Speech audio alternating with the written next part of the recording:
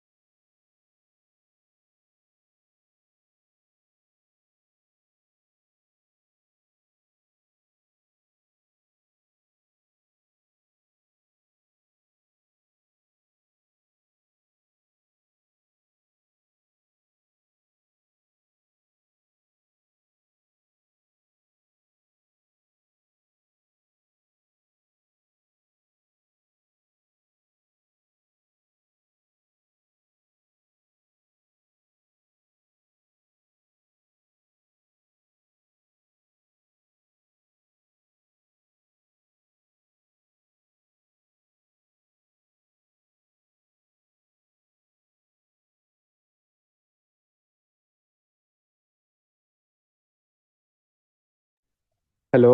अच्छा यार, तो अब देखें, आपने कहना होता है कि विटामिन D3 क्या होता है। एक तो आपकी सनलाइट से हासिल होता है, दूसरा विटामिन D आप कहाँ से ले सकते हो बच्चों, खुराक के अंदर से लेते हो। किसको, आपने कहना है जो फिश वगैरह आप इनटेक करते हो, ठीक है। उसके बाद कोई मिल्क वगैरह, थोड़ा वो जो मिल्क प्रोडक्ट्स होती हैं उसके अंदर। उसके बाद आपने कहना है कि जो प्लांट्स होते हैं इनके अंदर। इसके बाद आपने कहना है कि फंगस जो होती है उसके अंदर, यीस्ट फंगस जो होती है इसके अंदर भी आप एक तरह का हासिल कर सकते हो। अब देखें, वो खुराक जो आप इनटेक करते हो उससे, जैसा कि फंगस हो गया, फंजाई आपने कहना होता है वो, उसके बाद यीस्ट हो गया, इससे जो आप हासिल करते हो, ये इसका जो नाम होता है वो क्या होता है, विटामिन D2 होता है। क्या होता है, एक तरह का विटामिन D2 होता है। अगर आपसे कोई भी बंदा पूछता है कि विटामिन D को इनटेक करने के जो सोर्सेज हैं वो क्या है, तो आपने कहना है सबसे जो मेजर सोर्स होता है वो विटामिन D3 है। जो आपसे कहा जाए कि खुराक के जरिए आप कैसे हासिल करते हो, तो आपने कहना विटामिन D2 है। ये दो मेजर सोर्सेज होते हैं जिसके जरिए आप विटामिन D लेते होते हैं। अब देखिए बच्चों, इसके बाद आप लोगों ने ये कहना होता है कि ये कोले काल्सीफिरोल आपका, और जो विटामिन D2 होता है इसका नाम होता है एर्गो काल्सीफिरोल। क्या नाम होता है इसका, एक तरह का एर्गो काल्सीफिरोल होता है।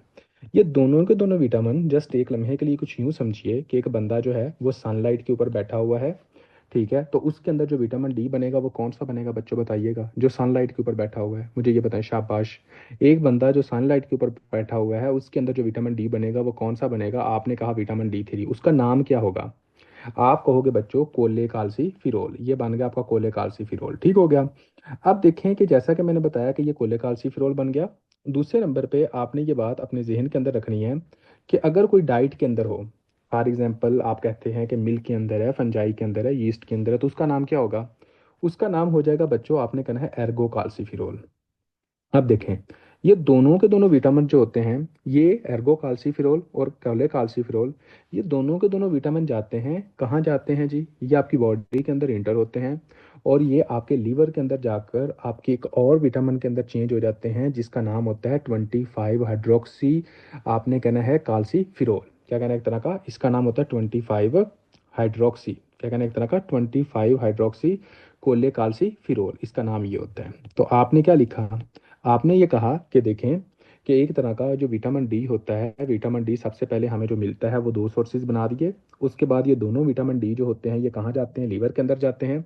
लीवर के अंदर जाकर ये इसके अंदर एक फॉर्म के अंदर तब्दील होते हैं जिसका नाम क्या होता है? 25 हाइड्रोक्सी कोलेकाल्सीफिरोल के अंदर ये तब्दील हो जाते हैं। तीसरे नंबर पे बात आपने अपने जहन के अंदर रखनी होती है कि लीवर के अंदर जो भी आपकी फॉर्म पाई जाती है उसको हम कहते होते हैं कि ये स्टोरेज फॉर्म है। लीवर के अंदर कौन सी फॉर्म पाई जाती है बच्चों? आपने कहना लीवर के अंदर आपकी स्टोरेज फॉर्म पाई जाती है, ठीक है। अब लीवर के अंदर से आपने ये कहना होता है कि आपके किडनी के अंदर जाते हैं। ये जस्ट इमेजिन करें कि आपका किडनी है। किडनी के अंदर बच्चों आपके एक एंजाइम होता है जिसका नाम होता है 1 अल्फा हाइड्रोक्सीलेज एंजाइम। क्या होता है एक तरह का? 1 अल्फा हाइड्रोक्सीलेज एंजाइम। ये 1 अल्फा हाइड्रोक्सीलेज जो एंजाइम होता है वो 25 हाइड्रोक्सी कोलेकाल्सीफिरोल को किस में तब्दील करता है?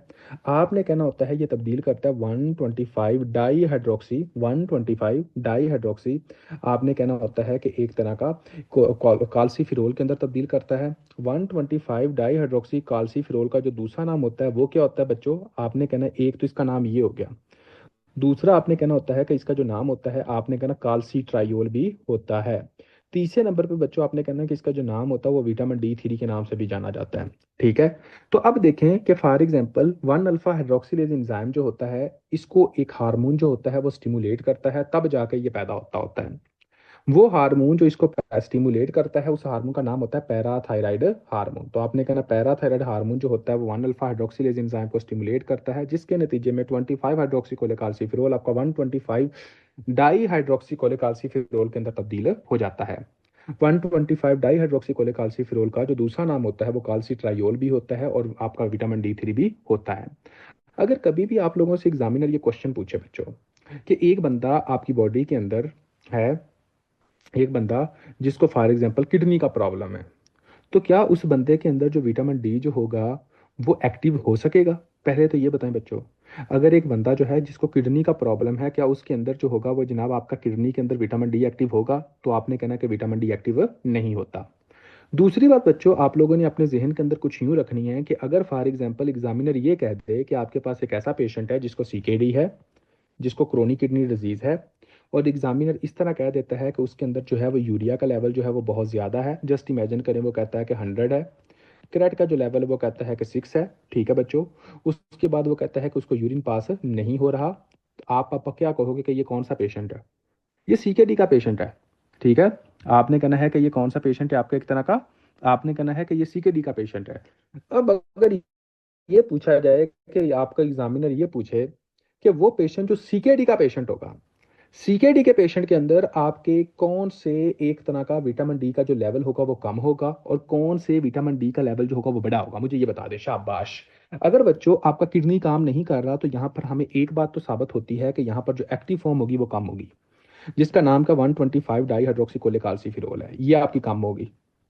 लेकिन स्टोरेज फॉर्म तो बनी जा रही है ना, स्टोरेज फॉर्म तो बन रही है। आपने कहना है कि 25 हाइड्रोक्सी कोलेकाल्सीफिरोल जो होगा वो एक तरह का आपका ज्यादा होगा। वो बंदा जिसके अंदर क्या होगा, एक तरह का किडनी का प्रॉब्लम होगा। कोई ऐसा बच्चा जिसको नहीं समझ है वो बंदा पूछ सकता है, शाबाश। दूसरी बात, अब आप एक लम्हे के लिए कुछ यूं समझें कि आपके पास एक ऐसा पेशेंट आता है जिसके अंदर पैराथायराइड ग्लैंड वैसे ही निकाल दिया गया है, पैराथायराइडेक्टोमी कर दी है। तो बच्चों जब किसी भी बंदे के अंदर पैराथायराइडेक्टोमी कर दी जाती है तो क्या उस बंदे के अंदर जो पैराथायराइड ग्लैंड होगा अब वो रिलीज होगा, आपका हार्मोन रिलीज होगा? तो आपने कहना है कि पैराथायराइड हार्मोन अब आपका रिलीज नहीं होगा। जब किसी भी बंदे के अंदर पैराथायराइड हार्मोन आपका अगर रिलीज ना हो रहा हो तो मुझे अब आप लोग बच्चों ये बताओगे कि इसके नतीजे में के अंदर क्या विटामिन डी एक्टिव हो सकेगा? शाबाश। क्या विटामिन डी एक्टिव हो सकेगा? तो आपने कहना है कि विटामिन डी अब भी एक्टिव नहीं होता।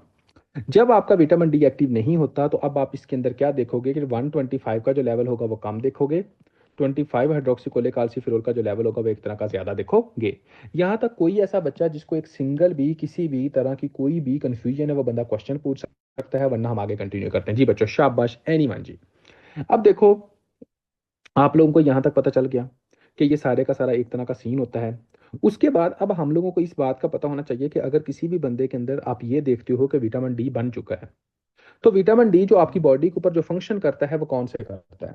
तो आपने कहना है कि जो विटामिन डी आपकी बॉडी के ऊपर जो फंक्शन करता होता है, तो पहले नंबर के ऊपर बच्चों आपने क्या कहना है कि आपकी बॉडी के अंदर मैदे से कैल्शियम, आपने एक बात अपने जहन के अंदर रखनी है, विटामिन डी के लिहाज से आपने कहना है कि ये कैल्शियम और फास्फेट दोनों का लेवल आपकी बॉडी के अंदर ज्यादा करता है।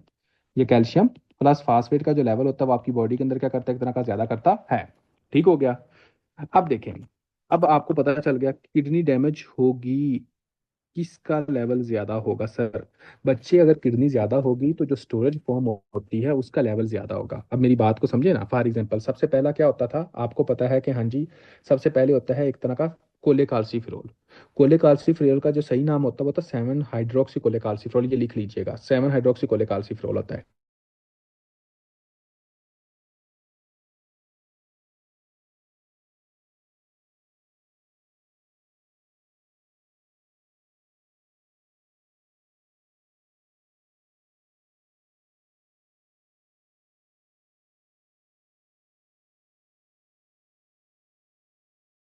फाइव हाइड्रोक्सी काल्सिफिरोल का जो लेवल होगा वो आपकी बॉडी के अंदर हफ्सा बढ़ जाएगा, लेकिन 125 डाई हाइड्रोक्सी काल्सिफिरोल का जो लेवल होगा वो आपकी बॉडी के अंदर कम हो जाता है। वॉइस का इशू आ रहा है?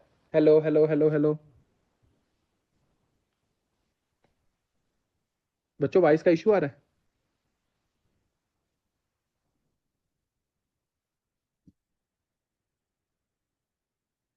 Okay okay okay. अब देखें, 25 को कहते हैं 7 हाइड्रोक्सी, नहीं बच्चे, 7 हाइड्रोक्सी कोलेकाल्सिफेरॉल हम कहते हैं जब आपकी सनलाइट के ऊपर ही पड़ती है, जो जो आपके स्किन के अंदर ही पैदा हो जाता है। 7 हाइड्रोक्सी हम कहते हैं जो आपकी स्किन के अंदर ही पैदा हो जाता है। 25 आप कहते हो जब आपके लीवर के अंदर पैदा होता है। 125 आप तब कहते हो जब आपके किडनी के अंदर पैदा होता है। अब समझ आ गई है?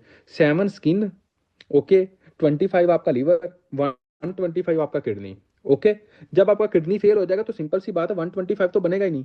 तो 125 आपका कम, जो कि एक्टिव फॉर्म है, आपकी स्टोरेज फॉर्म का लेवल बढ़ जाएगा। अगर किसी बंदे के अंदर पैराथायराइड हार्मोन का लेवल नहीं है, मतलब पैराथायराइड हार्मोन रिलीज नहीं हो रहा, तो फिर भी क्या होगा, 125 नहीं बन रहा होगा लेकिन 25 तो बन रहा होगा ना। ठीक है, क्योंकि वो parathyroid hormone one hydroxylase enzyme को एक्टिव करता था जो कि विटामिन डी को बनाता होता था।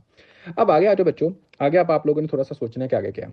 आपने कहना है कि विटामिन डी का ये काम होता है कि ये आपकी बॉडी के अंदर कैल्शियम और फास्फेट दोनों के लेवल को ज्यादा करता है। ये क्या काम करता है, एक तरह का विटामिन डी आपकी बॉडी के अंदर कैल्शियम और फास्फेट दोनों के लेवल को क्या करता है, एक तरह का ज्यादा करता होता है।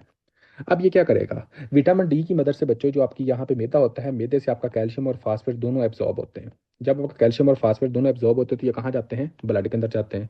और जब ये ब्लड के अंदर जाते हैं तो ब्लड के अंदर इनका लेवल क्या होगा, एक तरह का ज्यादा होगा। तो ये बात आपने अपने जहन के अंदर रखनी है कि ब्लड के अंदर कैल्शियम और फास्फेट का जो लेवल होता है वो आपका एक तरह का ज्यादा देखने को मिलता होता है। ठीक हो गया। तो आपने क्या कहना है कि एक तरह का, आपने कहना है कि फॉर एग्जांपल आपकी बॉडी के अंदर क्या होता है कि कैल्शियम और फास्फेट दोनों का जो लेवल होता है वो आपकी बॉडी के अंदर बढ़ जाता है। नंबर वन बच्चों। नंबर टू बच्चों, आपने जो बात अपने जहन के अंदर रखनी है वो पता क्या है, आपने कहना है कि अगर फॉर एग्जांपल जैसा कि मैंने कहा कि ये काम करता है बच्चों, दो बड़े ही इंपॉर्टेंट पॉइंट है। विटामिन डी आपकी हड्डियों को बनाता भी है, विटामिन डी आपकी हड्डियों से एक तरह का डीमिनरलाइजेशन भी करता है। अब इसका मतलब क्या हुआ यार डीमिनरलाइजेशन करने का, आपने कहना है कि विटामिन डी आपकी बॉडी के अंदर आपकी हड्डियों के अंदर कैल्शियम को लेके भी जाता है और आपकी हड्डियों से कैल्शियम को निकालता भी है। अब मेरी बात को थोड़ा सा गौर कीजिएगा, अगर फॉर एग्जाम्पल किसी बंदे की हड्डियों के अंदर कैल्शियम और फास्फेट बहुत कम है, ठीक है, अगर किसी बंदे के अंदर कैल्शियम और फास्फेट के एक तरह का कम है, तो विटामिन डी क्या काम करेगा, ये कैल्शियम और फास्फेट आपकी बोन्स को देगा, जिसके नतीजे में आपकी हड्डियां क्या होंगी, एक तरह की मजबूत होंगी। लेकिन अगर किसी बंदे के अंदर कैल्शियम और फास्फेट ऑलरेडी बहुत ज्यादा है, तो विटामिन डी पता है क्या काम करता होता है, विटामिन डी आपकी हड्डियों से कैल्शियम और फास्फेट को बाहर निकालता है। मतलब कि आपने कहना है कि अगर किसी बंदे के अंदर क्या करवाता है एक तरह का, फॉर एग्जांपल अगर कैल्शियम और फास्फेट आपकी बोन्स के अंदर बहुत ज्यादा है तो विटामिन डी आपकी हड्डियों से कैल्शियम और फास्फेट को बाहर निकालता है। और इस कंडीशन को आप क्या कहते हो, आपने कहना बोन रिजॉर्प्शन कहते होते हो। तो बात करने का मकसद ये है कि अगर फॉर एग्जांपल आपकी एक तरह का कैल्शियम का लेवल और फास्फेट का लेवल कम है, अगर फॉर एग्जांपल कैल्शियम और फास्फेट का जो लेवल है वो एक तरह का कम है, अगर आपने कहा कैल्शियम प्लस फास्फेट का जो लेवल है वो आपकी बॉडी के अंदर कम है, तो ये क्या करवाएगा, ये इनकी मिनरलाइजेशन करवाएगा। ठीक है। अगर फॉर एग्जांपल इनका लेवल बहुत ज्यादा है, कैल्शियम और फास्फेट का जो लेवल है वो बहुत ज्यादा है, तो ये क्या करवाएगा, ये हड्डियों से कैल्शियम को अब निकालेगा। ये आपने याद रखना है। ठीक है। ये क्या करवाएगा, एक तरह की डीमिनरलाइजेशन करवाएगा, रिजॉर्प्शन करवाएगा। दोनों पॉइंट्स क्लियर हो गए बच्चों? कोई ऐसा बच्चा जिसको यहां तक समझ नहीं आई वो बंदा क्वेश्चन पूछ सकता है, वरना हम आगे कंटिन्यू करते हैं। शाबाश एनीवन जी। अगर फॉर एग्जाम्पल आपको, जैसा कि ये मैंने दो चीजें बताई, तीसरे नंबर पे बच्चों इसका काम क्या होता है, तीसरे नंबर पे इसका ये काम होता है कि ये किडनी के जो प्रोक्सिमल कन्वोल्यूटिव ट्यूब्यूल्स होते हैं ना बच्चों, जस्ट इमेजिन करेंगे प्रोक्सिमल कन्वोल्यूटिव ट्यूब्यूल है। विटामिन डी आपके प्रोक्सिमल कन्वोल्यूटिव ट्यूब्यूल से कैल्शियम और फास्फेट दोनों को रीएब्सॉर्ब भी करवाने में हेल्प करता है। क्या करवाता है, एक तरह का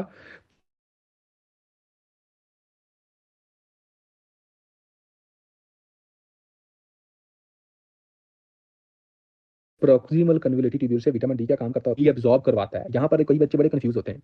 देखो बच्चों, विटामिन डी का जो आपका जो सबसे जो मेन काम होता है वो क्या होता है, मुझे ये बताएं। सबसे जो मेन काम होता है वो क्या होता है? आपको पता है कि विटामिन डी का जो सबसे मेन काम होता है वो ये होता है कि आपकी हड्डियों के अंदर, आपकी बॉडी के अंदर कैल्शियम और फास्फेट के लेवल को ज्यादा करना। तो विटामिन डी क्या काम करता होता है, वो प्रोक्सिमल कन्वोल्यूटिव ट्यूब्यूल्स पे आता है और वो कैल्शियम और फास्फेट दोनों को रीअब्सॉर्ब करवाता है। नंबर वन, आपके ब्लड के अंदर लेवल ज्यादा हुआ। नंबर टू, ये क्या काम करता होता है, ये इस तरह काम करता होता है को एब्जॉर्ब करवाता है।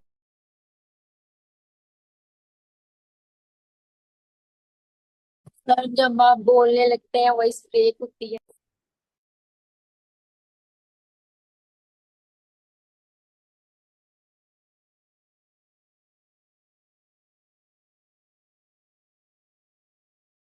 बच्चों अब आवाज आ रही है? Hello, hello, hello, hello, hello, hello, hello, hello, hello, hello. Okay. अब देखो बच्चों कि आपने क्या कहना होता है कि ये कैल्शियम और फास्फेट के लेवल को क्या करता है, एक तरह का ज्यादा करता है, आपके मैदे से अब्जॉर्ब करवा के, आपके किडनी से रीअब्जॉर्ब करवा के, और जब जरूरत पड़ती है तो हड्डियों से रिजॉर्ब करवा के और हड्डियों को मिनरलाइज करवा के। ठीक हो गया। यहां तक कोई ऐसा बच्चा जिसका किसी भी तरह का कोई एक सिंगल भी क्वेश्चन है तो बंदा क्वेश्चन पूछ सकता है, वरना आगे मैं जाता हूँ, यहाँ पे मैं समझाता हूँ आप लोगों को क्या लिखा हुआ है। देखो बच्चों, डाइट के अंदर क्या था, एर्गो कार्सिफेरोल था। ऐसे ही था बच्चों कि डाइट के अंदर क्या होता है, एर्गो कार्सिफेरोल होता है। सनलाइट से जो आपको हासिल होता है वो कौन सा होता है, वो आपने कहना कोलेकाल्सिफेरोल है। वो कौन सा होता है, एक तरह का कोलेकाल्सिफेरोल होता है, जो कि आपका एक तरह का डाइट की वजह से होता है। हाँ जी, ये आपने याद रखना है। ठीक हो गया। उसके बाद आपने कहना है कि ये दोनों किसके अंदर तब्दील होते हैं, 25 हाइड्रोक्सी के अंदर तब्दील होते हैं। कहाँ पे बच्चों, लीवर के अंदर। तो मैंने ये कहा था कि ये दोनों कहाँ जाते हैं, लीवर के अंदर जाते हैं, 25 हाइड्रोक्सी कोलेकाल्सिफेरोल के अंदर तब्दील हो जाते हैं। ओके जी। उसके बाद मैंने क्या कहा था कि ये आपका किडनी के अंदर जाता है। किडनी के अंदर क्या होता है, 1 अल्फा हाइड्रोक्सिलेज इंजाइम होता है। ये 1 अल्फा हाइड्रोक्सिलेज इंजाइम को जो एक्टिव करता है वो कौन करता है, पैराथायराइड हार्मोन करता है बच्चों, ये लिख लीजिए इधर। ये जब आपका 1 अल्फा हाइड्रोक्सिलेज एंजाइम को एक्टिव करेगा तो क्या बनेगा, 125 डाई हाइड्रोक्सी बनता होता है, जिसका दूसरा नाम क्या है, काल्सीट्राइयोल।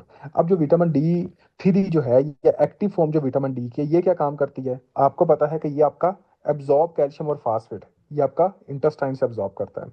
आपको पता है कि ये किडनी के ट्यूब्यूल से कैल्शियम को रीअब्जॉर्ब करवाता है और फास्फेट को भी रीअब्जॉर्ब करवाता है। जब कैल्शियम और फास्फेट रीअब्जॉर्ब होंगे तो कैल्शियम यूरिन के अंदर और फास्फेट भी यूरिन के अंदर क्या जाएगा, एक तरह का कम जाएगा। उसके बाद उन यहाँ पे ये लिखा है कि हाई कैल्शियम एंड फास्फेट क्या करता है, रिलीज फ्रॉम बोन्स। ये कैल्शियम और फास्फेट को आपकी हड्डियों से निकालता है। तो आपने कहना है कि ये सिर्फ निकालता नहीं है बल्कि आपकी हड्डियों के अंदर लेके भी जाता है। तो एंड जो आपका रिजल्ट है वो क्या, कैल्शियम और फास्फेट के लेवल को आपकी बॉडी के अंदर ज्यादा करना होता है। कोई ऐसा बच्चा जिसको यहाँ तक नहीं समझ आई वो फिर भी पूछ सकता है, वरना हम आगे कंटिन्यू करते हैं। कोई ऐसा बच्चा, शाबाश, जिसको नहीं समझ आई बच्चों, वो पूछ सकते हैं, वरना हम आगे कंटिन्यू करें। तो देखिए जी, ये आपका सारे का सारा हो गया। आगे आप लोगों ने देखना है कि फॉर एग्जांपल, जैसा कि मैंने आप लोगों को एक बात बताई कि पैराथायराइड हार्मोन आपकी बॉडी के अंदर बहुत ज़्यादा इंपॉर्टेंट रोल अदा करता होता है। देखो बच्चों, अगर आप ये बात करो कि पैराथायराइड हार्मोन आपकी बॉडी के अंदर कैसे रोल अदा करता होता है, तो इसको थोड़ा सा गौर कीजिएगा। आपने ये कहना है कि पैराथायराइड हार्मोन आपकी बॉडी के अंदर कब एक्टिव होता है। पैराथायराइड हार्मोन आपकी बॉडी के अंदर उस वक्त एक्टिव होता है जब आपकी बॉडी के अंदर एक तरह का यही काम तो पीटीएच एंड काल्सिटोनिन का भी है बोन्स पर। तो बच्चे काल पीटीएच का ये काम नहीं है ना काल्सिटोनिन का है, लेकिन आप ये सेपरेट सेपरेट कह सकते हो कि पीटीएच का काम हड्डियों से कैल्शियम को निकालना है, कार्लसीटोनिन का काम आपको हड्डियों के अंदर कैल्शियम को लेके जाना है। विटामिन डी का काम दोनों है, समझ आ गई क्या? विटामिन डी का काम दोनों है। पीटीएच का काम हड्डियों से निकालना है कैल्शियम को, कार्लसीटोनिन का काम आपका हड्डियों के अंदर लेके जाना होता है। उसके बाद आगे देखें बच्चों, यहाँ पर आपने एक बात, सिर्फ एक चीज है तो एक काम नहीं कर रही होती। हाँ, अगर फॉर एग्जाम्पल अब यहाँ पे आपने देखना है पैराथायराइड हार्मोन के बारे में कि पैराथायराइड हार्मोन क्या होता है। देखो बच्चों, पैराथायराइड हार्मोन जिसको आप क्या कहते हैं पीटीएच हार्मोन है, इसका जो मेन काम है वो क्या है? आपने ये बात अपने जहन के अंदर रखनी है कि पीटीएच हार्मोन आपकी बॉडी के अंदर कैल्शियम के लेवल को क्या करता है, एक तरह का ज्यादा करता है, और फास्फेट के लेवल को आपकी बॉडी के अंदर क्या करता है, एक तरह का कम करता है। ठीक हो गया बच्चों? तो हमने क्या कहा कि पीटीएच हार्मोन का ये काम होता है कि आपकी बॉडी के अंदर कैल्शियम को ज्यादा करना और फास्फेट के लेवल को कम करना होता है। ये किसका काम है? पैराथायराइड हार्मोन का काम है। Which vitamin act as a same PTH was an which vitamin act as a same PTH. तो आपको पता है कि पैराथायराइड विटामिन डी जो होता है वो मोस्टली आपको हड्डियों से कैल्शियम को निकालने में हेल्प करता होता है। ठीक है, विटामिन डी का आपने बता सकते हैं। अब देखिए बच्चों, आपको पता चला कि पैराथायराइड हार्मोन क्या है, एक तरह का आपका हड्डियों के अंदर कैल्शियम को ज्यादा करता है, फास्फेट के लेवल को कम करता होता है। अब यहाँ पे हमने ये समझना है कि अगर फॉर एग्जाम्पल मैं आप लोगों से बच्चे ये क्वेश्चन पूछूं, अगर आपके पास कोई भी ऐसा पेशेंट आता है जिसके अंदर कैल्शियम का लेवल कम है, कैल्शियम का लेवल कम है और फास्फेट का लेवल ज्यादा है, तो कौन सा हार्मोन एक्टिव होगा, मुझे ये बता दें। आपका कौन सा हार्मोन जो होगा वो एक्टिव होगा, ये बता दें। शाबाश। तो बच्चों, आप लोगों ने क्या कहना होता है कि इसके नतीजे में आपका पैराथायराइड हार्मोन जो होगा वो एक तरह का एक्टिव हो जाएगा। और अगर इस बंदे के अंदर पैराथायराइड हार्मोन एक्टिव हो गया है, तो मुझे ये बताएं कि कौन सा विटामिन बनेगा। शाबाश। कौन सा विटामिन एक्टिव होगा, मतलब ये बताएं कौन सा विटामिन जो होगा वो एक्टिव होगा। तो आपने कहना है कि 125 डाई हाइड्रोक्सी काल्सीफेरॉल का लेवल बढ़ जाएगा, जिसको हम कहते हैं विटामिन डी थ्री का लेवल बढ़ जाएगा। अब मुझे आप लोगों ने एक और बात बतानी है कि अगर विटामिन डी थ्री का लेवल बड़ा हो तो वो किसको इनहिबिट करेगा? अगर विटामिन डी का लेवल बड़ा हो तो वो किसको इनहिबिट करेगा? वो बच्चों सिंपल सी बात है, वो पैराथायराइड हार्मोन को ही इनहिबिट कर देता होता है। बात की समझ आई कि नहीं आई? अब यहाँ पर कुछ बच्चे जो होंगे वो कंफ्यूज हो जाएंगे, सर ने पता नहीं ये क्या कर कह दिया। बच्चों, सबसे पहले आपने कहना है कि जिस वक्त किसी बंदे की बॉडी के अंदर कैल्शियम का लेवल कम होता है, फास्फेट का लेवल ज्यादा होता है, तो उस वक्त आपकी बॉडी के अंदर एक हार्मोन एक्टिव होता है जिसका नाम होता है पैराथायराइड हार्मोन। ये पैराथायराइड हार्मोन क्या काम करता होता है? आपने कहना है कि ये पैराथायराइड हार्मोन आपकी बॉडी के अंदर विटामिन डी की एक्टिवेशन करवाता है। अभी हम विटामिन डी पढ़ रहे हैं तो इस वजह से आपने विटामिन डी के लिहाज से याद रखना है। जब आपके विटामिन डी की एक्टिवेशन होगी तो विटामिन डी क्या काम करता है? आपने कहना है कि जो विटामिन डी होता है अगर आपकी बॉडी के अंदर बढ़ गया है, मतलब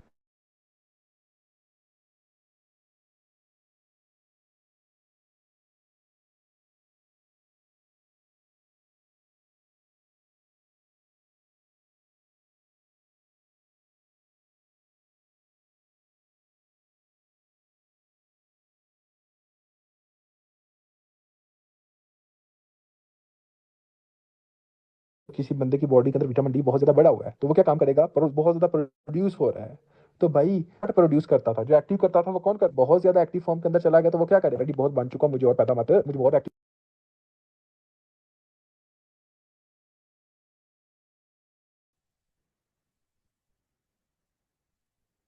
सर रिपीट बच्चों, मैं दोबारा बता देता हूँ, ठीक है? अच्छा जी, अब मेरी बात कुछ समझ नहीं आया, ओके मैं दोबारा बता देता हूँ, मेरी बात सुनो। मुआज, अब मेरी बात को थोड़ा सा गौर करना। मुझे ये बताओ कि पैराथायराइड हार्मोन आपके कौन से विटामिन डी की एक्टिवेशन करवाता है? अगर फॉर एग्जांपल आप खुद समझो, आपकी बॉडी के अंदर एक बंदा है, उस बंदे के अंदर कैल्शियम कम है, क्या एक तरह का कैल्शियम कम है, और फास्फेट उसकी बॉडी के अंदर के एक तरह का ज्यादा है। मुझे ये बताएं कि इस वक्त आपकी बॉडी के अंदर कौन सा हार्मोन पैदा होगा? शाबाश। इस वक्त आपकी बॉडी के अंदर कौन सा हार्मोन ज्यादा एक्टिव होगा? वो कौन सा होता है? Parathyroid hormone. जब आपकी बॉडी के अंदर पैराथायराइड हार्मोन बहुत ज्यादा एक्टिव हो रहा है तो ये किसको एक्टिव करवाएगा? पैराथायराइड हार्मोन बच्चों आपके किसको एक्टिव करवाएगा? आपने कहना है विटामिन डी को एक्टिव करवाएगा, विटामिन डी थ्री को एक्टिव करवाता होता है। अब देखिए, विटामिन डी थ्री आपकी बॉडी के अंदर बहुत ज्यादा बन गया। अगर आपकी बॉडी के अंदर बहुत ज्यादा विटामिन डी थ्री बनता रहे बनता रहे बनता रहे, तो एक वक्त नहीं आएगा कि यही विटामिन डी थ्री आपके पैराथायराइड हार्मोन को कहेगा कि भाईजान मुझे अब एक्टिव मत करवाओ, क्योंकि मैं तो ऑलरेडी बहुत ज्यादा प्रोड्यूस हो चुका हूं। तो इस मैकेनिज्म को हम क्या कहते होते हैं? इस मैकेनिज्म को आप कहते होते हो बच्चों, आपका नेगेटिव फीडबैक मैकेनिज्म। क्या कहते हैं? एक तरह का नेगेटिव फीडबैक मैकेनिज्म कहते होते हैं। तो कोई ऐसा बच्चा जिसको नहीं समझ आई यहां तक, वो फिर भी क्वेश्चन पूछ सकता है, वरना हम आगे कंटिन्यू करते हैं, ठीक है? तो आपने कहना है कि जब ये विटामिन डी थ्री ऑलरेडी बहुत बन चुका है, तो यही विटामिन डी थ्री क्या करता है पैराथायराइड हार्मोन को, भाई मैं बहुत बन चुका हूं, मुझे और ज्यादा पैदा करने की जरूरत नहीं है, इस वजह से ये क्या करेगा, उसको एक तरह का इनहिबिट कर देता होता है बच्चों। क्लियर? आगे चलो जी, आगे अब आप लोगों को पता। स्क्रीन मिस है? एक मिनट यार, स्क्रीन तो मैं शो करवा रहा था। एक मिनट एक मिनट एक मिनट।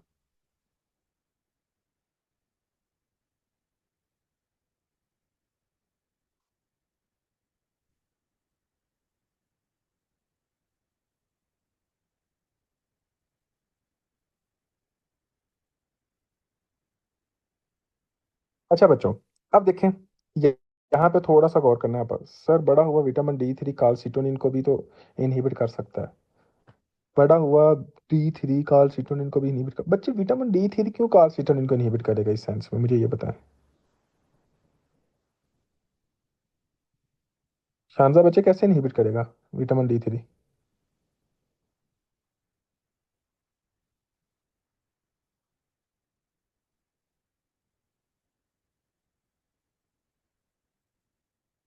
भाई डुअल फंक्शन कैसे? लाजमी तो नहीं है ना।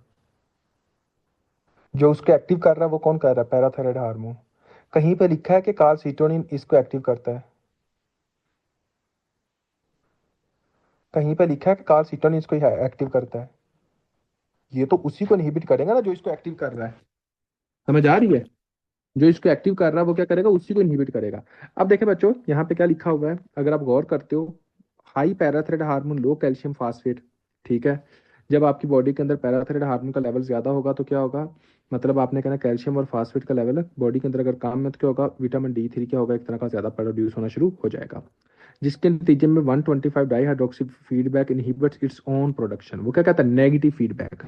अब दूसरी बात को थोड़ा सा गौर कीजिएगा, अगर किसी भी बंदे की बॉडी के अंदर आपने ये देखना है कि पैराथायराइड हार्मोन का लेवल बहुत ज्यादा है, तो ये पैराथायराइड हार्मोन बच्चों पता है क्या काम करता होता है? पैराथायराइड हार्मोन का अगर ये पूछा जाए कि एंड रिजल्ट क्या है, तो पैराथायराइड हार्मोन का एंड रिजल्ट ये होता है कि ये प्रोक्सिमल कन्वोलेटिव ट्यूब्यूल से, कहाँ से, पीसीटी से, आपके कैल्शियम को, एक तरह का फास्फेट को रीअब्जॉर्ब होने नहीं देता।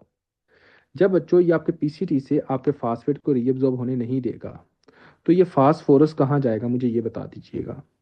ये फास्फोरस सारे का सारा आपका यूरिन के अंदर जाता है। कहाँ जाता है? आपके एक तरह का यूरिन के अंदर जाता है, जिसके नतीजे में आपकी बॉडी के अंदर फास्फोरस का लेवल कम हो जाता है। Number one. नंबर टू, आपने ये कहना है कि ये जो पैराथायराइड हार्मोन होता है, ये आपकी किडनी के अंदर डिस्टल कन्वोल्यूटिव ट्यूब्यूल्स जो होती हैं, वहां से कैल्शियम को रीअब्जॉर्ब करवाता है। जब आपका कैल्शियम रीअब्जॉर्ब होगा तो कैल्शियम कहाँ जाएगा? आपने कहना है कैल्शियम ब्लड के अंदर जाएगा।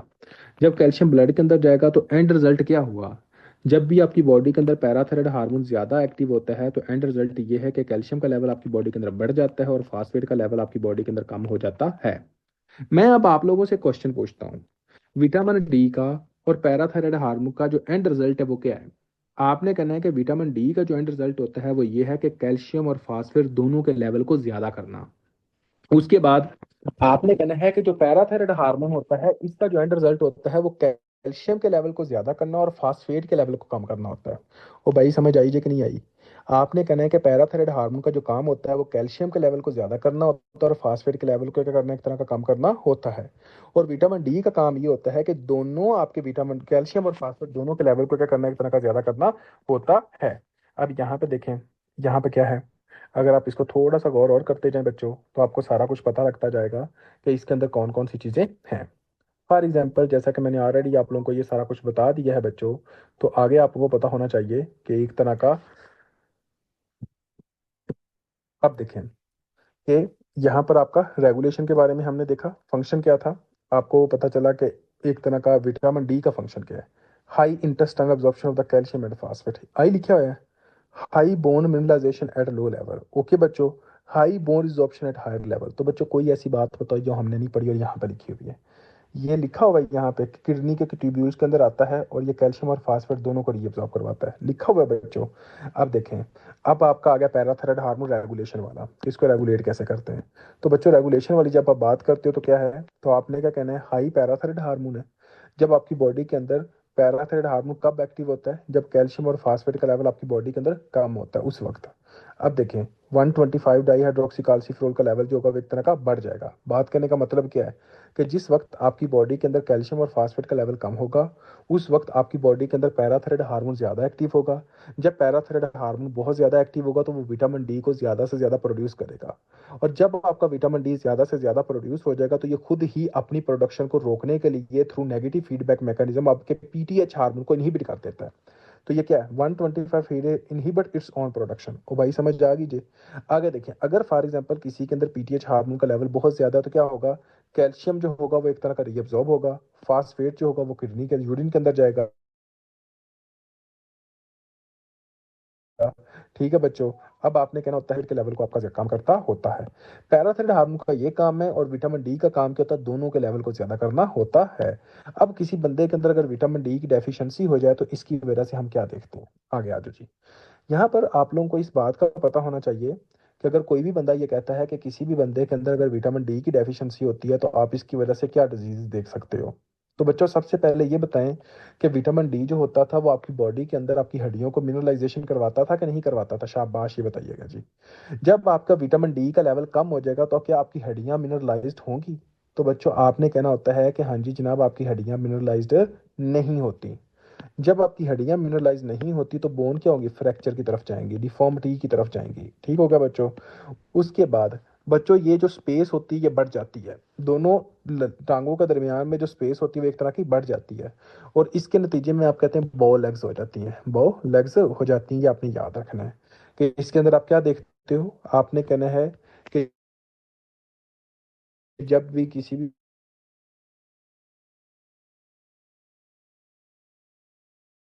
बंदे के अंदर विटामिन डी की डेफिशिएंसी होगी अगर तो वो बच्चा है, तो उसके अंदर हम जो एक तरह का रिकट्स कहते होते हैं। जब विटामिन डी का किसके अंदर आप क्या देखते हो बच्चों, आपने कहना बाउलेक्स देखते होते हैं, पेन देखेंगे, मसल पेन देखेंगे, बोन पेन, मसल पेन। बच्चों इसके अंदर कैल्शियम का लेवल ज्यादा होगा कम होगा, शाबाश ये बताएं। इसके अंदर कैल्शियम का लेवल कम होता है जिसकी वजह से आप क्या देखते हो, टेटनी देखते हो बच्चों। टेटनी क्या है, टेटनी वो टेटनस और टेटनी दोनों फर्क है। कई बच्चे टेटनस को टेटनी समझते हैं।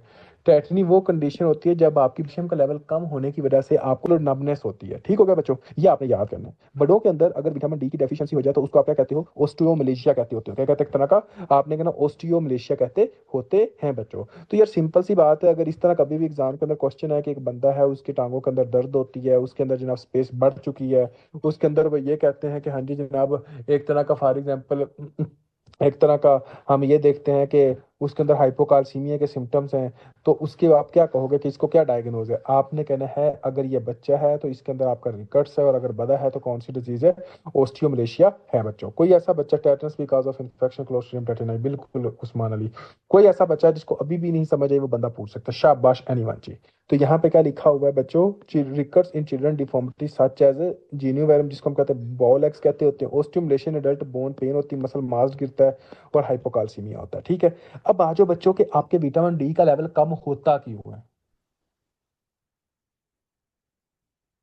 आपके विटामिन डी का लेवल कम होता क्यों है। अब थोड़ा सा गौर कीजिएगा, मुझे आपने ये बताना है कि विटामिन डी आपके फैट सॉल्युबल विटामिन है या वाटर सॉल्युबल विटामिन है, शाबाश।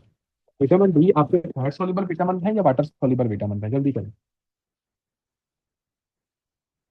आपके क्या होता है एक तरह का फैट सॉल्युबल विटामिन है। आपने ये कहना है कि जो विटामिन डी होता है ये आपके क्या होता है एक तरह का फैट सॉल्युबल विटामिन है। देखो बच्चों जब भी आप कभी भी फैट खाते होते हो, तो फैट जब खाते हो तो उसको तोड़ने के लिए और उसको आपकी बॉडी के अंदर लेके जाने के लिए आपका एक तो पेंक्रियाटिक एंजाइम की जरूरत होती है, एक इसकी पेंक्रियाटिक एंजाइम की जरूरत होती है नंबर वन। दूसरा आपके बाइल की जरूरत होती है। अब देखिए अगर फॉर एग्जांपल किसी बंदे के अंदर पेंक्रियाटिक एंजाइम ही सही तरह रिलीज नहीं हो रहे, मतलब कि पेंक्रियाटाइटिस हो गया है, आवाज का इशू बढ़ रहा है, hello hello hello hello hello hello, एक मिनट जी, देख लेते हैं। Okay okay okay. तो आपने कहना है कि एक तरह का पैंक्रियाटिक, एक मिनट रुकिएगा।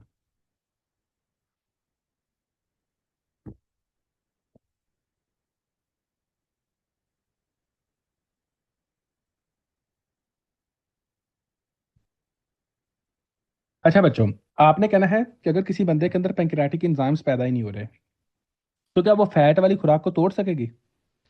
ओ भाई, क्या फैट वाली खुराक टूटेगी? नहीं टूटेगी। तो वो कहाँ जाएगी? सिंपल सी बात है, वो स्टूल के अंदर जाएगी। जब बाइल ही नहीं आएगा तो क्या फैट की मल्सिफिकेशन होगी? ये तो तकरीबन 10वीं क्लास के अंदर भी आपने पढ़ा होगा कि जो आपका बाइल होता है वो फैट की मल्सिफिकेशन करवाता है, मल्सिफिकेशन करवाता है, ये रट्टा। तो जब आपका ये एब्जॉर्प्शन नहीं होगी तो इस कंडीशन को हम क्या कहते हैं? मैल एब्जॉर्प्शन। तो आपने क्या कहना है कि विटामिन डी की कमी किस वजह से हो सकती है? मैल एब्जॉर्प्शन के अंदर भी हो सकती है। दूसरा बच्चों, अगर कोई मम्मी डैडी बच्चा बच्ची है, मतलब जो कहते हैं कि धूप के ऊपर मैं जाता नहीं हूँ और अपने आप को बहुत प्राउडी फील करवाता है या करवाती है, और कहता हूँ कि हाँ जी जनाब, मैं तो कभी धूप में निकलता नहीं हूँ, मैं तो जनाब एसी में रहता हूँ सुबह से शाम, और उसके बाद जनाब गर्मियों से तो मुझे उलझन है, शाम से आराम से जाते हैं। तो आपका जो विटामिन डी का जो सबसे बड़ा सोर्स होता है वो क्या है? सबसे बड़ा सोर्स क्या है? सनलाइट। जब सनलाइट का एक्सपोजर ही नहीं हो रहा तो आपका विटामिन डी का लेवल क्या होगा? एक तरह का कम होगा। ठीक हो गया। इस वजह से फीमेल के अंदर सबसे ज्यादा विटामिन डी की डेफिशिएंसी हम देखते होते हैं मोस्टली। आगे देखें, आगे क्या है। अगर फॉर एग्जाम्पल आप ये देखें कि किसी बंदे के अंदर किडनी ही उड़ गया है, तो बच्चों क्या उसके विटामिन डी की एक्टिव फॉर्म मिल सकती है? जब किसी बंदे के अंदर क्रोनिक किडनी डिजीज हो जाएगा तो क्या आपका विटामिन डी की एक्टिव फॉर्म मिल सकेगी? नहीं। बच्चों, आपका विटामिन डी स्टोर कहाँ पे होता है? लीवर के अंदर। तो अगर किसी बंदे के अंदर लीवर सिरोसिस हो जाएगा तो क्या विटामिन डी जो होगा वो स्टोर हो सकेगा? जब विटामिन डी स्टोर ही नहीं हो सकेगा तो विटामिन डी की कमी होगी कि नहीं होगी? ठीक हो गया। एक बहुत ही इंपॉर्टेंट क्वेश्चन आता होता है, वो क्या? आपने ये बात अपने जहन के अंदर रखनी है। अगर कभी भी एग्जाम के अंदर ये क्वेश्चन पूछा जाए कि एक बच्चा है जो कि न्यू बॉर्न है, वो ब्रेस्ट फीडिंग करता है, तो उसके अंदर ऐसे कौन से विटामिन डी ने जो कि जरूरी है, वो कौन से हैं? बच्चों, ब्रेस्ट फीड के अंदर आपने कहना है ना ही विटामिन डी होता है, ना ही विटामिन के होता है। ठीक है। तो ये आपने खुद देने होते हैं, ये बात अपने जहन में रखिएगा। जब बच्चा पैदा होता है तो उसके पैदा होते ही उसको एक इंजेक्शन लगता है, बाकी जिंदगी में तो इंजेक्शन उसको लगने ही लगने हैं साथ साथ, लेकिन जो पैदा होते ही इंजेक्शन लगता है वो होता है विटामिन के का। ठीक है। और एक बात अपने जहन में रख लीजिएगा, आप कभी भी पीड्स वाले डॉक्टर के पास जाओगे तो वो आपको vitamin A, vitamin D, vitamin ये सारे देना शुरू कर देगा, कहता है इसके ड्रॉप्स लो, बच्चे को ड्रॉप्स दो। तो आपने ये बात अपने जहन में रखना है कि कभी भी अगर पूछा जाए कि प्रेग्नेंट डिलीवरी के दौरान ब्रेस्ट फीडिंग करता हुआ बच्चा है तो उसके अंदर कौन से विटामिन देने जरूरी हैं, आपने कहना विटामिन डी और विटामिन के। ठीक है, विटामिन डी और विटामिन के। क्यों? क्योंकि ये डाइट के अंदर आपको मिलता ही नहीं है प्रॉपरली, ये आपको डाइट के अंदर नहीं मिलते होते। तो यहाँ पे देखें बच्चों, आपने कहना है कि यहाँ पे क्या होता है कि एक तरह का आपको नेक्स्ट अभी जो पता होना चाहिए वो बच्चों क्या है कि फॉर एग्जांपल आपने कहना है रिकर्स इन चिल्ड्रन करवाता है, उसके बाद बच्चों आपने ये कहना है वो क्या है, आपने कहना है डिफॉर्मिटी सच एज जीनोवेरम बोलेक्स करवाता होता है, ओस्टियोमलेशिया करवाता है, बोन पेन करवाता है, हाइपोकाल्सीमिया टेटनी करवाता है, माल अब्जॉर्प्शन इसका सबसे बड़ा कॉज है, सन एक्सपोजर उसके बाद है, पूरा डाइट है, उसके बाद chronic kidney disease, liver disease, उसके बाद give via oral vitamin D to breast feeding infants. ये बहुत ही इंपॉर्टेंट एमसीक्यू से कई दफा एग्जाम के अंदर आता है, इसको आपने इग्नोर नहीं करना। अब देखिए, अगर किसी बंदे के अंदर विटामिन डी का लेवल बढ़ चुका है तो वो कैसे होता है? बच्चों मुझे ये बताएं कि जब किसी भी बंदे के अंदर विटामिन डी का लेवल बढ़ेगा तो उस बंदे की बॉडी के अंदर कैल्शियम का लेवल ज्यादा नहीं होगा? शाबाश, ये बताइएगा जी। जब किसी बंदे के अंदर विटामिन डी का लेवल बढ़ेगा तो उस बंदे की बॉडी के अंदर कैल्शियम का लेवल ज्यादा होगा। तो आप ये कह सकते हो कि आपका विटामिन डी जो होता है वो हाइपर कैल्सीमिया करवा सकता है, हाइपर कैल्सीमिया करवाता है। तो जब आपकी बॉडी के अंदर कैल्शियम का लेवल ज्यादा होता है बच्चों, तो एक बात आप लोगों ने अपने जहन के अंदर रखनी है, ये बात मैं ऑलरेडी आप लोगों को एंडोक्राइनोलॉजी के अंदर भी पढ़ा चुका हूं बच्चों, कि जब भी आपकी बॉडी के अंदर कैल्शियम का लेवल ज़्यादा होता है, यहाँ अब हम मैं डिटेल के अंदर नहीं जा सकता क्योंकि ये ऑलरेडी मैं ये बात बता चुका हूँ कि कैल्शियम के लेवल ज़्यादा होने की वजह से आपकी बॉडी के अंदर पैंक्रियाटाइटिस हो सकता है, पेप्टिक अल्सर हो सकता है, कॉन्स्टिपेशन हो सकती है, साइकेटिक प्रॉब्लम हो सकते हैं, डायबिटीज़ इंसिपिडस हो सकता है, पोलीयूरिया हो सकता है, पोलीडिप्सिया हो सकता है, किडनी स्टोन्स हो सकते हैं। ये सारे की सारी बातें आपने अपने जहन में रखनी है। ठीक है बच्चों, वो गलती समझ आई कि नहीं आई? क्योंकि ये ऑलरेडी मैं आपको बता चुका हूँ, इस वजह से मैं ये यहाँ पे स्पीड से बात कर रहा हूँ कि कैल्शियम का लेवल जब भी आपकी बॉडी के अंदर बढ़ता है तो आपके पेट के अंदर दर्द होता है, पेप्टिक अल्सर की वजह से, पैंक्रियाटाइटिस की वजह से, किडनी स्टोन्स हो सकते हैं, कैल्शियम ओक्सालेट के स्टोन्स, कैल्शियम का लेवल बढ़ने की वजह से आपका जो है वो बंदा जो है वो गुस्से के अंदर जाता है, साइकोटिक प्रॉब्लम, स्टूपर्स जिसको हम कहते हैं, वो सारे का सारा होता है। उसके बाद आपने कहना है हार्ट के अंदर शॉर्ट क्यूटी इंटरवल करवाता होता है, लॉन्ग क्यूटी इंटरवल नहीं करवाता है। ये बात आपने याद रखनी है, ठीक है। कुछ बातें इंशाल्लाह हम सीवीएस के अंदर जाकर भी इसको थोड़ा सा डिटेल के अंदर देखेंगे, ताकि ये सारे का सारा आपके एक तरह का कवर हो। आगे देखें बच्चों कि आगे का क्या सीन है। आगे आप लोगों ने ये कहना होता है कि ये आपका फॉर एग्जाम्पल कुछ ऐसी डिजीजेज होती हैं जिसके अंदर कैल्शियम का लेवल बढ़ सकता है। कोई बच्चा मुझे बता सकता है कोई ऐसी डिजीज का नाम जिसके अंदर आपका कैल्शियम का लेवल ज्यादा हो सकता है बच्चों? शाबाश। कोई बच्चा मुझे बता सकता है कि ऐसा कौन सी डिजीज होती है जिसके अंदर आपका कैल्शियम का लेवल बढ़ सकता है? हाइपर पैराथायराइडिज्म के अंदर आपका कैल्शियम का लेवल बढ़ सकता है। ओके।